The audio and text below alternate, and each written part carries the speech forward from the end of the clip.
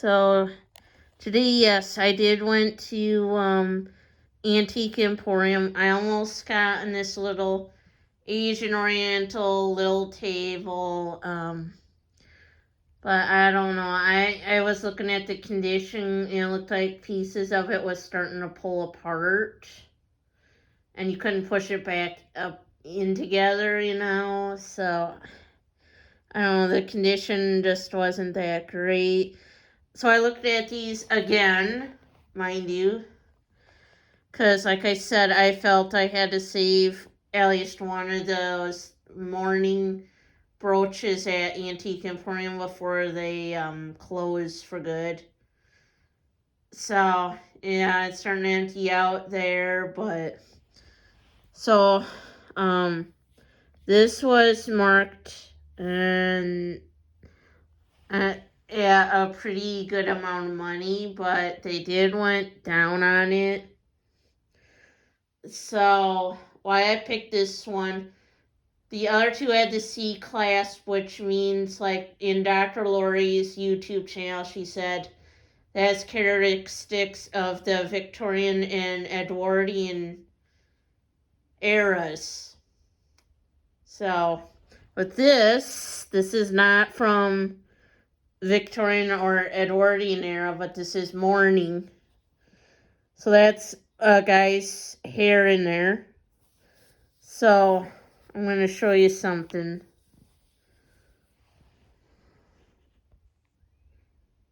We're going to zoom in. Do you see the date? That's Georgian era.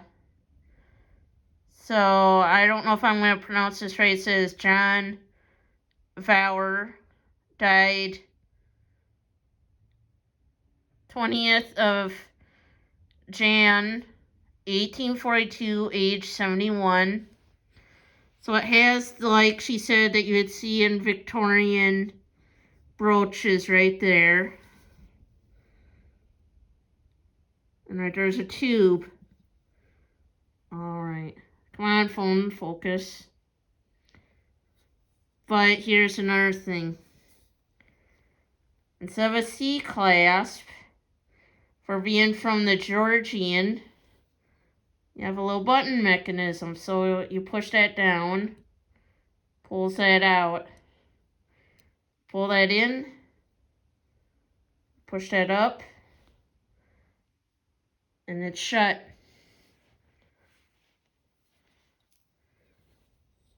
So, and that's real human hair there. Looks like little bits of like fabric are in there. So, the other one looked like it had a picture with a little bit of blonde hair in the back of the photo. Yes, they wanted less than this one for that one, but it was, I think, Victorian era for sure. They had the C clasp. The other one, I thought was older, but they called it the willow tree, but it looked like little bits of hair into the shape of a tree. And they wanted more than this one and the other one, and it was from 1860, and it did add the C clasp.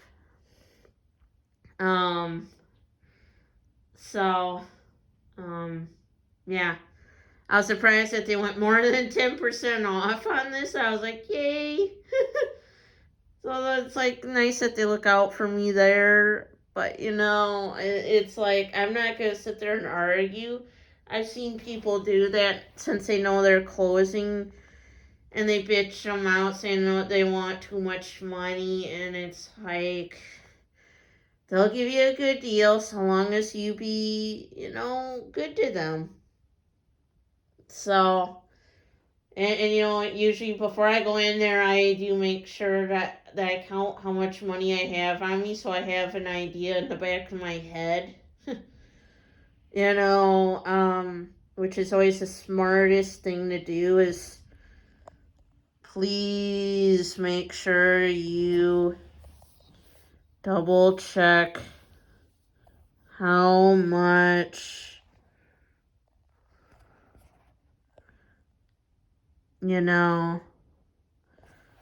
money you do have on you, because I will say this.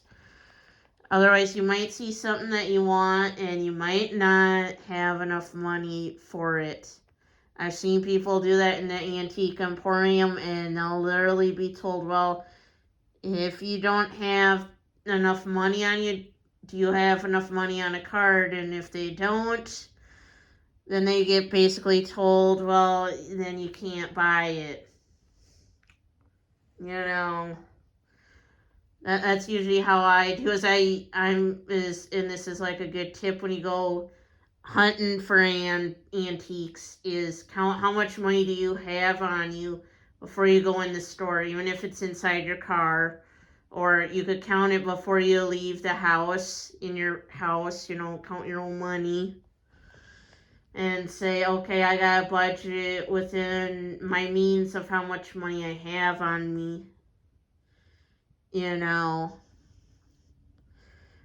So, if you haven't already, please subscribe to YouTube channel for more content, and don't forget to like, comment, and share channel, so it would help get my channel out there to people that just don't know about my channel yet, as I'm, like y'all know, trying to push to get this YouTube channel to 1,000 subscribers so I can monetize it for the first time.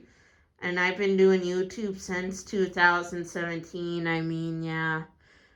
And as always, thank you for watching. Bye bye now.